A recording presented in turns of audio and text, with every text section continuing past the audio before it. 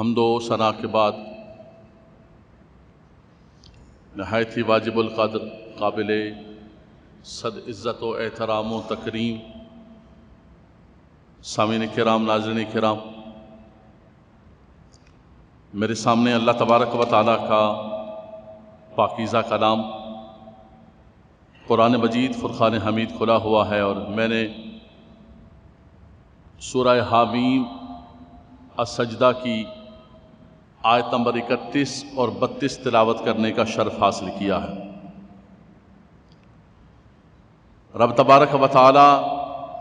قرآن ذی شان کے اندر ارشاد فرماتا ہے، اعوذ باللہ من الشیطان الرجیم، بسم اللہ الرحمن الرحیم۔ اپنی ساری توجہات کو اللہ کے پاکیزہ کلام کے ترجمے اور تفسیر کی طرف مرکوز کر لیں، اور یقین جانیں کہ یہ جو لمحات ہیں، یہ جو گھڑیاں ہیں جن کو ہم تفسیر قرآن، تعلیم قرآن اور فہم قرآن اور دین کی بات کے لیے اس مبارک دن کے اندر گزار رہے ہیں، یہ ہمارے لیے ذریعہ بخشش و نجات ہے۔ اور بحمد اللہ تعالی خوش نصیب ہیں وہ مسلمان جو جمعۃ المبارک کے اس بابرکت دن میں اللہ تبارک و تعالیٰ کے حکم کی تعمیل کرتے ہوئے اول ترین وقت میں تشریف لائے۔ کوئی تو اذان سے پہلے سے بیٹھے ہوئے ہیں، کوئی اذان کا انتظار کر رہے ہیں، اور کوئی وہ مبارک لوگ ہیں کہ جیسے ہی صدا کو سنا، ندا کو سنا، حی علی الصلاۃ حی علی الفلاح کو سنا، تو اللہ کی بارگاہ کے اندر حاضر ہو گئے۔ اللہ تعالی ہم سب کی حاضری کو قبول و منظور فرمائے،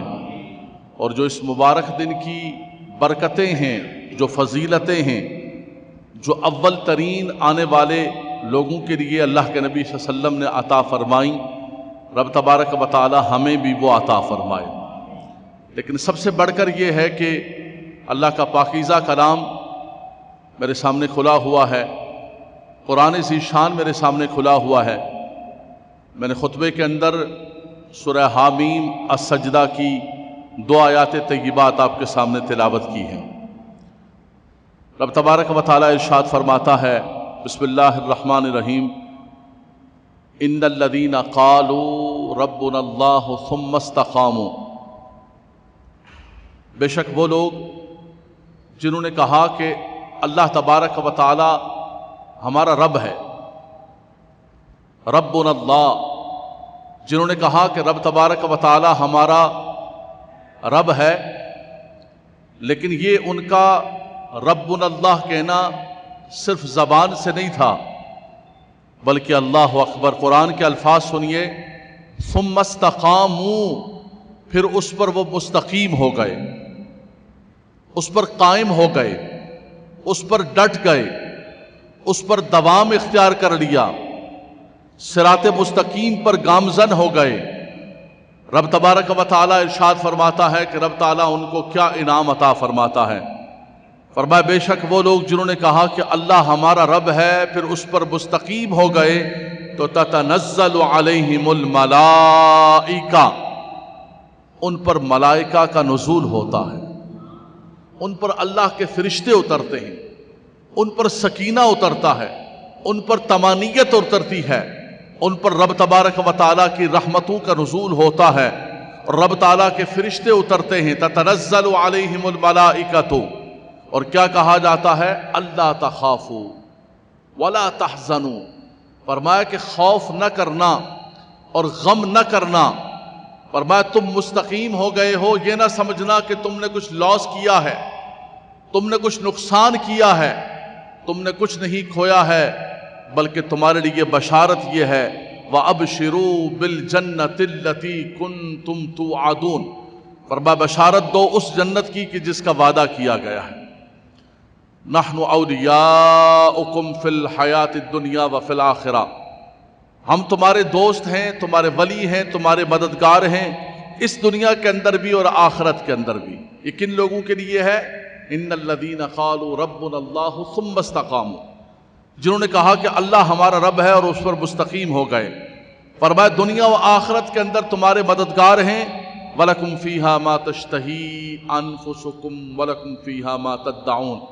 فرمایا اس جنت کے اندر، فرمایا جو کچھ تم چاہو گے،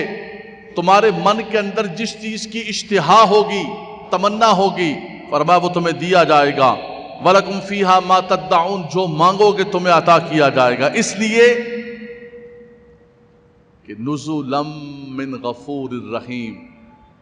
بڑے سے بڑے بادشاہ کی مہمانی ہوتی ہے تو کہتے ہیں بھئی ہر چیز کو حاضر کیا جائے، فرمایا آج غفور اور رحمان اور رحیم مولا کی مہمانی کے اندر، آج جنت کے اندر نزولاً کہتے ہیں،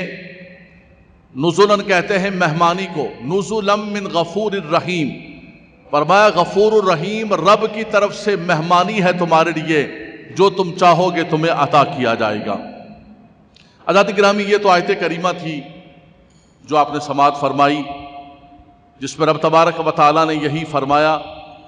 کہ وہ لوگ جنہوں نے کہا کہ اللہ ہمارا رب ہے اس پر مستقیم ہو گئے۔ استقامت ایک بہت بڑا عمل ہے، بلکہ کہا جاتا ہے کہ الاستقامت فوق الکرامہ، ایک استقامت ہوتی ہے، ایک کرامت ہوتی ہے۔ کوئی ہوا کے اندر اڑ کے دکھاتا ہے، کوئی سمندر پر اور دریا اور پانی پر مسلح بچھا کے دکھاتا ہے، فرمایا کرامت سے بڑھ کر استقامت ہے، کرامت سے بڑھ کر الاستقامت فوق الکرامہ، فرمایا لیکن استقامت ایک مشکل ترین چیز ہوتی ہے۔ اللہ کے نبی صلی اللہ تعالیٰ علیہ وسلم نے جب مکہ مکرمہ کے اندر اعلان نبوت فرمایا اور حضور علیہ السلام پر، حضور کے خاندان پر، صحابہ کرام پر ظلم و ستم کے پہاڑ توڑے گئے، ظلم کیا گیا، زیادتی کی گئی، شیب ابی طالب کے اندر حضور کے صحابہ کو، خاندان کو معصور کیا گیا، بائیکاٹ کیا گیا، یہاں تک کہ کھانے کے لیے کچھ نہیں تھا، پتے کھاتے، چمڑا کھاتے، لیکن اللہ کے نبی صلی اللہ علیہ وسلم اور صحابہ کرام مستقیم ہو کر ڈٹے رہے۔ حضرت سیدنا بلال حبشی رضی اللہ تعالیٰ عنہ امیہ بن خلف اس ظالم کی غلامی کے اندر تھے، جب اسلام قبول کیا اس نے ظلم کیا، تپتی ہوئی ریت میں صحرا کے اندر آپ کو لٹا دیتا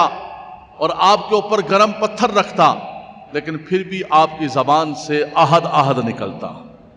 کہ میں خدائے وحدہ لا شریک کو چھوڑ کر نہیں جا سکتا ہوں، میں اس کی وحدانیت کا انکار نہیں کر سکتا ہوں، اور جو میں نے توحید کا جام پیا ہے اور محبت رسول کا شربت پیا ہے اس کو میں کبھی نہیں چھوڑ سکتا ہوں۔ مشکل ترین حالات ہوئے، حضرت یاسر رضی اللہ تعالیٰ عنہ، حضرت عمار بن یاسر رضی اللہ تعالیٰ عنہ، ان کی والدہ حضرت سمیہ کو دیکھیں، حضرت سیدنا ابو ذر غفاری رضی اللہ تعالیٰ عنہ، آپ کو حرم کے اندر اتنا مارا گیا کہ لہو لہان ہو گئے، ایسا لگ رہا تھا کہ آپ کی جان چلی جائے گی، کچھ لوگوں نے آپ کو بچایا، لیکن ان تمام لوگوں نے کسی بھی اعتبار سے استقامت کو نہیں چھوڑا، بلکہ استقامت کے پہاڑ بن کر رہے۔ اللہ تبارک و تعالیٰ کے حکم سے ہجرت کر کے مدینہ منورہ شریف تشریف لے گئے، اور مدینہ منورہ شریف کے اندر بھی چین سے نہیں بیٹھنے دیا، بدر کو مسلط کیا گیا، پھر گزشتہ جمعۃ المبارک میں آپ نے احد کے حوالے سے سماعت کیا، سیدنا امیر حمزہ رضی اللہ تعالیٰ کی شہادت کو سماعت کیا، پھر خندق کو دیکھیں، حنین کو دیکھیں، تبوک کو دیکھیں، احزاب کو دیکھیں آپ، جس احزاب کے اندر جو ہے پورا عالم کفر، الکفر ملت واحدہ بن کر مدینہ منورہ شریف پر حملہ آور ہو گیا، لیکن میرے آقا صلی اللہ تعالیٰ علیہ وسلم کے صحابہ کرام ڈٹ گئے، استقامت کا پہاڑ بن گئے۔ میں نے گزشتہ جمعۃ المبارک میں بھی اشارہ کیا تھا کہ احزاب کے اندر جس وقت جند نہیں جنود آ گئے، حزب نہیں احزاب آ گئے، لشکروں کے لشکر آ گئے، لیکن قرآن کہتا ہے، میں نہیں کہتا ہوں، کہ وَلَمَّا رَأَى الْمُؤْمِنُونَ الْأَحْزَابَ قَالُوا هَذَا مَا وَعَدَنَا اللَّهُ وَرَسُولُهُ وَصَدَقَ اللَّهُ وَرَسُولُهُ وَمَا زَادَهُمْ إِلَّا إِيمَانًا وَتَسْلِيمًا۔ میرے نبی کے غلاموں نے، صحابہ کرام نے جب ان احزاب کو دیکھا، لشکروں کو دیکھا، اِذْ جَاءُوكُم مِّن فَوْقِكُمْ وَمِنْ أَسْفَلَ مِنْكُمْ وَإِذْ زَاغَتِ الْأَبْصَارُ بَلَغَتِ الْقُلُوبُ الْحَنَاجِرَ۔ رب تعالیٰ سورہ احزاب کے اندر فرماتا ہے، فرمایا دائیں سے آ رہے ہیں، بائیں سے آ رہے ہیں، اوپر سے آ رہے ہیں، نیچے سے آ رہے ہیں۔ اتنا بڑا کفار کا لشکر تھا کہ ان کو دیکھ کر آنکھیں پتھرا جائیں، کلیجہ منہ کو آ جائے، انسان گھبرا جائے، لیکن قرآن گواہی دیتا ہے کہ میرے نبی کے غلام نہیں بدلے۔ وما بدلوا تبدیلا، فرمایا کہ وہ تبدیل نہیں ہوئے، بلکہ وما زادہم الا ایمانا و تسلیما، ان کا ایمان اور تسلیم اور زیادہ بڑھ جاتا ہے۔ بآواز بلند سبحان اللہ فرما دیں گے۔ یہ استقامت ہے آقا دو جہاں صلی اللہ تعالیٰ علیہ وسلم کے غلاموں کی، بلکہ پوری حضور کی سیرت کو اٹھا کر دیکھ لیں، صحابہ کرام کی سیرت کو اٹھا کر دیکھ لیں، خلفائے راشدین کی سیرت کو اٹھا کر دیکھ لیں۔ سیدنا صدیق اکبر رضی اللہ تعالیٰ نے جب خلافت سنبھالی، مانعین زکوٰۃ پیدا ہو گئے، ختم نبوت کے منکر پیدا ہو گئے، ہر طرف سے یلغار ہو گئی، لیکن آپ کھڑے ہو گئے۔ سیدنا عمر فاروق رضی اللہ تعالیٰ عنہ کی استقامت، سیدنا عثمان غنی رضی اللہ تعالیٰ عنہ، مولا کائنات کی استقامت کو دیکھیں، اور پھر نواسۂ رسول کی استقامت کو کربلا کے میدان کے اندر دیکھیں۔ پوری تاریخ ہماری استقامت سے اور ڈٹ جانے سے بری ہوئی ہے۔ رب تبارک و تعالیٰ فرماتا ہے، قرآن کی طرف آپ کی توجہ، ان الذین قالوا ربنا اللہ ثم استقاموا، فرمایا وہ لوگ جنہوں نے کہا کہ اللہ ہمارا رب ہے پھر اس پر مستقیم ہو گئے، تتنزل علیہم الملائکہ، رب تبارک و تعالیٰ نے ان پر ملائکہ کا نزول ہوا۔ یہ بدر کے اندر بھی ملائکہ اترے، یہ احزاب کے اندر بھی ملائکہ اترے، یہ ہر مقام پر ملائکہ اترے، لیکن ملائکہ ایسے نہیں اترے۔ پہلے میرے نبی کے غلام اور صحابہ کرام میدان میں اترے ہیں تو رب تعالیٰ نے پھر ملائکہ کو اتارا۔ ڈاکٹر اقبال کہتے ہیں، فضائے بدر پیدا کر فرشتے تیری نصرت کو، اتر سکتے ہیں گردوں سے قطار اندر قطار اب بھی۔ اقبال کہتے ہیں کہ اللہ کے فرشتے ختم نہیں ہو گئے، اللہ کی رحمت ختم نہیں ہو گئی، لیکن ہماری استقامت ختم ہو گئی، ہمارا توکل ختم ہو گیا، ہمارا ایمان کمزور ہو گیا، ہمارے اندر وہ جذبہ موجود نہیں ہے۔ فرمایا وہ جذبہ ہو تو آج بھی رب تعالیٰ وہ بدر جیسے فرشتوں کو نازل فرما سکتا ہے۔ بدر جیسا انوائرمنٹ بناؤ، ماحول بناؤ، رب تبارک و تعالیٰ تم پر کرم کر دے گا۔ عزیزان گرامی، اللہ کے نبی صلی اللہ علیہ وسلم نے ایک صحابی رسول سے فرمایا، انہوں نے فرمایا یا رسول اللہ مجھے نصیحت کیجئے۔ حضور نے فرمایا قل آمنت باللہ واستقم، فرمایا جب تو یہ کہے کہ میں اللہ پر ایمان لایا تو پھر اس پر مستقیم ہو جا، مستقیم ہو جا۔ اتنا بڑا مجمع بیٹھا ہوا ہے ماشاءاللہ، سینکڑوں مسلمان بیٹھے ہوئے، ہم میں سے ہر ایک اللہ تبارک و تعالیٰ پر ایمان رکھتا ہے، ہر ایک کا ماشاءاللہ ایمان اعلیٰ درجے کا ہے، لیکن حضرات گرامی میرا اور آپ کا ایمان صرف ایک زبانی جمع خرچ ہے۔ مستقیم کا مطلب یہ ہے کہ قل آمنت باللہ واستقم، واستقم کما امرتا،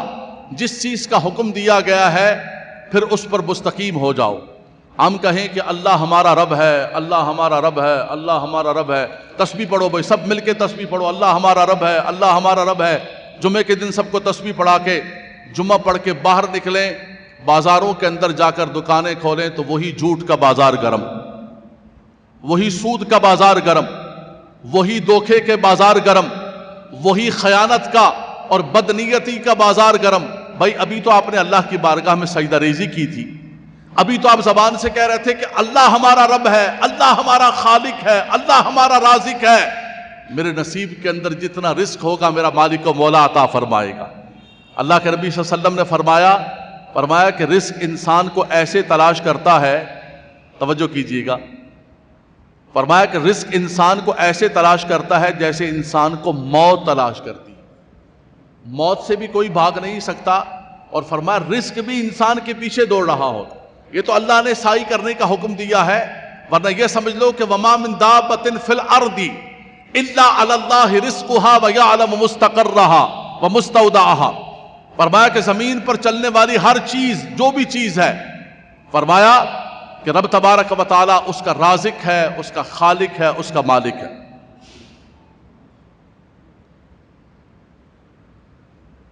تو فرمایا کہ صرف یہ نہیں ہے کہ انسان زبان سے تسبیح پڑھتا رہے کہ اللہ تبارک و تعالیٰ ہمارا رب ہے، بلکہ اس پر مستقیم ہو جائے۔ یہ جتنے واقعات میں نے ذکر کیے ہیں صحابہ کرام کے، ان لوگوں نے استقامت کا پہاڑ بن کر حضور علیہ السلام کے ساتھ کھڑے ہوئے۔ اللہ کے نبی صلی اللہ علیہ وسلم نے فرمایا کہ ایمان کے اندر مستقیم ہو جاؤ، پھر فرمایا کہ عمل کے اندر مستقیم ہو جاؤ۔ توجہ فرمائیے گا، اللہ تعالیٰ نے کرم کیا، آپ جمعے کے دن تشریف لے آئے، لیکن چونکہ قرآن میرے سامنے کھلا ہوا ہے اور میں مسلسل قرآن پڑھ رہا ہوں،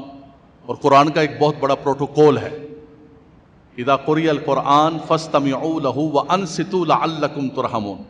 جب قرآن پڑھا جائے تو پھر تمہاری ساری توجہات قرآن کی طرف ہونی چاہیے، میرے لفظوں کو نہ سنیں آپ، جو قرآن کی آیات پڑھی جا رہی ہیں آپ اس کی طرف توجہ کو مرکوز رکھیں، شاید کہ اتر جائے تیرے دل میں قرآن کی بات، اللہ کے پاکیزہ کلام۔ اللہ نے کرم کیا، آپ تشریف لے آئے جمعے کے دن، خوش آمدید، مرحبا مرحبا بکم، آنا مبارک، لیکن توجہ قرآن کی طرف، تاکہ قرآن کی برکتیں ہمیں ملے، قرآن کی رحمتیں ہمیں ملے۔ ایسے مزہ نہیں آئے گا جمعے کے خطبے کا، جمعے کے خطبے کا مزہ نہیں آئے گا اگر توجہات قرآن کی طرف نہیں ہوں گی۔ تو یہ تو فرمایا کہ انسان کو ایمان کے طور پر مستقیم ہو جائے، دوسرا فرمایا عمل کے اندر۔ سورہ مومنون کے اندر اب تبارک و تعالیٰ نے ایمان والوں کی صفت بیان فرمائی، قد افلح المؤمنون الذین هم فی صلاتهم خاشعون، چلتے چلتے آخر کے اندر فرمایا والذین هم علی صلواتهم یحافظون، وہ اپنی نمازوں کی محافظت کرتے ہیں، نمازوں کی محافظت کرتے ہیں، حافظوا علی الصلوات، اپنی نمازوں کی محافظت کرو۔ اور سورہ معارج کے اندر فرمایا جو آج کے موضوع سے متعلق ہے کہ والذین هم علی صلاتهم دائمون، فرمایا وہ کیسے نمازیں پڑھتے ہیں؟ کوئی نمازوں کا سیزن آیا، نیکیوں کا سیزن آیا، کوئی موسم آیا، اس موسم کے اندر وقتی طور پر عبادت کی، وقتی طور پر کیا، اس کے بعد چھوڑ دیا، فرمایا نہیں نہیں میں قرآن پڑھ رہا ہوں۔ فرمایا ایمان والوں کی صفت یہ ہے کہ والذین هم علی صلاتهم دائمون، فرمایا وہ دائمی نمازی ہوتے ہیں، موسمی نمازی کوئی سیزنل نہیں ہے کہ ایک سیزن آیا، نماز پڑھنے کا سیزن آ گیا، بھائی آ جاؤ رمضان آ گیا نمازی بن جاؤ، رمضان آ گیا نمازی بن جاؤ، رمضان چلا گیا نماز ختم ہو گئی، رمضان چلا گیا نیکیاں ختم ہو گئی، رمضان چلا گیا قرآن کو چھوڑ دیا۔ فرمایا نہیں نہیں، اللہ کے نبی صلی اللہ علیہ وسلم سے پوچھا گیا، توجہ آپ کی، فرمایا یا رسول اللہ صلی اللہ علیہ وسلم ای الاعمال احب الی اللہ تعالی، اللہ تبارک و تعالیٰ کی بارگاہ کے اندر سب سے زیادہ پسندیدہ عمل کیا ہے؟ اللہ کے نبی صلی اللہ علیہ وسلم نے فرمایا کہ احب الاعمال الی اللہ ادوم وان قل، فرمایا اللہ کی بارگاہ کے اندر پسندیدہ عمل یہ ہے کہ جو عمل کرو اگرچہ تھوڑا کیوں نہ ہو اس کو ہمیشہ کرو۔ احب الاعمال الی اللہ ادوم، دائم سے، دوام سے، ادوم، فرمایا کہ وہ دائمی ہونا چاہیے، یہ نہ ہو کہ ایک وقتی طور پر جذبہ پیدا ہوا، وقتی طور پر کسی اجتماع کے اندر بیٹھے، وقتی طور پر کسی مجلس کے اندر بیٹھے، ایک جذبہ پیدا ہوا، جیسے یہاں سے باہر نکلے ختم۔ فرمایا نہیں نہیں نہیں، ایک چیز کو اختیار کرو، اس کو پکڑ لو، اس پر مستقیم ہو جاؤ۔ میں نوجوانوں سے کہتا ہوں، یہ بزرگ تو ہمارے ماشاءاللہ بڑے مستقیم لوگ ہیں، بڑے دائمی لوگ ہیں، میں نوجوان بچوں سے کہتا ہوں، نوجوانوں سے کہتا ہوں، دیکھیں انسان کی دو جنگیں ہیں، ایک خارجی طور پر جنگ ہوتی ہے کہ انسان کی جو انوائرمنٹ ہوتی ہے، جو ماحول ہوتا ہے، جو گیدرین ہوتی ہے، وہ انسان کو نیکی سے دور کر دیتی ہے۔ آپ بے نمازیوں کے ساتھ بیٹھیں گے، گپے کر رہے ہوں گے، وہ کبھی بھی آپ کو نماز کی طرف نہیں لے کے جائیں گے، بلکہ آپ کو بھی کہا ابے بیٹھنا، ابے بیٹھ پڑھ لینا ہے، ابے ملا ہو گیا کہ بیٹھ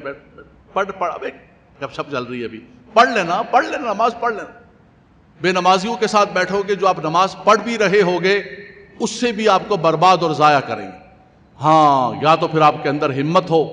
آپ بیٹھے ہوں، نماز کا وقت ہو جائے تو آپ ان سے کہیں کہ میرے بھائیوں، ہم ساتھ کھیل رہے تھے، ساتھ کھا رہے تھے، ساتھ چل کر رہے تھے، اٹھو ہم سب چل کے نماز پڑھتے ہیں۔ نہیں نہیں نہیں نہیں، نوجوان بچے ڈرتے ہیں، بولے نہیں نہیں، لوگ بولیں گے یہ کیا ہو گیا اس کو، یہ مولوی بن گیا کیا؟ اور سب سے زیادہ یہود و نصارہ کیا کوشش کرتا ہے آج کل؟ ابھی آپ دیکھیں آپ کہ ان کو مسجد سے دور کرو، ان کو مولوی سے دور کرو، ان کو مدرسے سے دور کرو۔ آج کا بچہ، آج کا نوجوان کہتا ہے کہ میں تو گوگل سے فلاں چیز حاصل کر لوں گا، بچوں کے نام نکال کے لائے ہوتے ہیں ہمارے پاس، ایک فہرست نکال کے لائے ہوتے ہیں، علامہ گوگل نے ہمیں یہ بتایا یہ نام ہے، فلاں نام ہے۔ وہ تو میں کئی بار ذکر کر چکا ہوں کہ ان ناموں کے اندر کیا کیا ہوتا ہے، اس کو تو چھوڑ دیں آپ۔ آج کا بچہ یہ سمجھتا ہے کہ میں ساری انفارمیشن اور ہر چیز گوگل سے حاصل کر لوں۔ کیا کرنا ہے مجھے مولوی کو، کیا کرنا ہے مدرسے کو، کیا کرنا ہے مجھے مسجد کو، ہر چیز مجھے مل رہی ہے۔ مجھے کل پرسوں ہمارے ایک اسکالر دوست نے بتایا اسلام آباد سے، کہنے لگا کہ آج کا نوجوان بچہ انٹرنیٹ کے ذریعے انفارمیشن حاصل کرتا ہے، اور انٹرنیٹ پر گوگل پر سب سے پہلے آپ اسلام کی ویب سائٹ کھولیں تو سب سے پہلے اسلام کے نام سے جو ویب سائٹس کھلتی ہیں، جو بڑی لشپش قسم کی ہیں اور بہت زبردست قسم کی انویسٹمنٹ کے ساتھ بنائی ہوئی ہیں، وہ سب کے سب قادیانیوں کی ویب سائٹ، وہ سب کے سب مرزائیوں کی ویب سائٹ ہے۔ اچھا، اس ہمارے نوجوان بچے کو کچھ پتہ ہی نہیں، اس کو کوئی انفارمیشن ہے ہی نہیں، اس کو معلومات نہیں ہے۔ اس کو انفارمیشن کا سارا ذریعہ وہ سمجھتا ہے کہ گوگل سے مجھے یہ چیز مل رہی ہے، یہ اسلام کی تعلیمات ہے، اس کا نام بھی اسلام رکھا ہوا ہے، اس کے ٹائٹل بھی سارے کے سارے اسلام رکھے ہوئے ہیں، تو اس کے ذریعے وہ انفارمیشن حاصل کرتے کرتے کرتے کرتے آخر میں پتہ چلتا ہے کہ وہ بچہ ہمارا اللہ تبارک و تعالیٰ محفوظ فرمائے وہ گمراہ ہو گیا۔ بلکہ یہودیوں نے ایسی ویب سائٹ بنائی ہوئی جو اسلام کے نام پر ہے۔ یہاں میرے پاس نماز پڑھ کے میں فارغ ہوا ہوں تو ایک شخص میرے پاس آیا، کہنے لگا کہ میرا بچہ ہے، علامہ صاحب اس سے بات کرنی ہے۔ میں نے کہا اس کو لے کر آئے۔ میں نے کہا کیا مسئلہ ہوا؟ کہا یہ انٹرنیٹ پر چیزیں سرچ کرتا تھا، سرچ کرتے کرتے کرتے یہ یہودی بن گیا۔ مسلمان باپ تھا، اس نے میرے پیچھے نماز پڑھی۔ ہمیں تو پتہ ہی نہیں نا، ہمیں تو پتہ ہی نہیں کہ ہمارے بچے کیا دیکھ رہے ہیں، کہاں سے سیکھ رہے ہیں، کیا کر رہے ہیں، اور ہم نے تو بالکل ان کو چھوڑ دیا ہے، ان کے حوالے کر دیا ہے کہ یہ ہمارے بچوں کو کہاں لے کر جائیں۔ تو ایک ہمارے خارجی دشمن ہیں جو ہمیں تباہ و برباد کر رہے ہیں، یہود و نصارہ لگے ہوئے ہیں ہماری نسلوں کو برباد کرنے کے لیے، ان کے آگے مرزائی قادیانی لگے ہوئے ہیں ہماری نسلوں کو برباد کرنے کے لیے، عورتوں کو چھوڑا ہوا ہے نوجوانوں کو کیپچر کرنے کے لیے، ہر ایک نے، یہودیوں نے، رافضیوں نے، ہر ایک نے چھوڑا ہوا۔ اور اسی طرح دوسرا ہمارا باطنی دشمن ہے، ان الشیطان لکم عدو مبین، جو انسان کو باطن سے حملہ کرتا ہے اور انسان کو نیکی پر مستقیم نہیں ہونے دیتا۔ تو خارج کے اندر بھی جنگ لگی ہوئی ہے، باطن کے اندر بھی جنگ لگی ہوئی ہے۔ اللہ اکبر۔ رب تبارک و تعالیٰ فرماتا ہے تو نے دیکھا اس آدمی کو، ارائیت من اتخذ الہہ ہواہ، تم نے دیکھا اس آدمی کو کہ جس نے اپنی نفسانی خواہشات کو اپنا الہ بنا لیا، استغفر اللہ، اپنا خدا بنا لیا۔ بھائی وہ تو کہہ رہا ہے ربنا اللہ، وہ تو ہمارے ساتھ جمعہ پڑھ رہا ہے، وہ تو لیلۃ القدر ہمارے ساتھ گزار کے گیا ہے۔ فرمایا یہ صرف اس کا ربنا اللہ، سبحان ربی الاعلیٰ، سبحان ربی الاعلیٰ، سبحان ربی الاعلیٰ، یہ اس کی زبانوں پر ہے۔